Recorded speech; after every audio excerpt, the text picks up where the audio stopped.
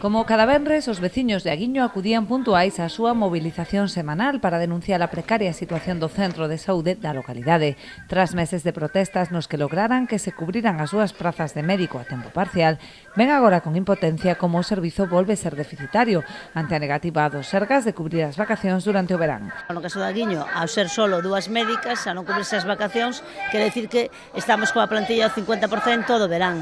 Moita xente, xa normalizamos que o médico, a médica de familia tarde 15 días en atendernos e iso vai en contra do que a atención primaria, que o primeiro eslabón da cadea e o que debe ter o de proximidade, non? Se xa ese eslabón falla con retrasos de 2-3 semanas, xa falla todo, non? Se sobrecargan os servicios de urxencias e isto é a situación, non?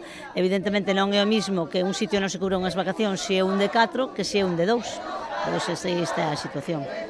As citas estanse a demorar ata 2 semanas, producindo ademais unha sobrecarga asistencial noutros servizos como as urxencias, xa moi tensionadas polo incremento da poboación desplazada durante o período estival. As máis vellas lembramos cando Ribeira e outros concellos da costa tiñan unha médica ou un médico que chamábamos de desplazados, que durante o verán atendían as persoas que viñan de fora, porque sabemos que a nosa poboación aumenta, non?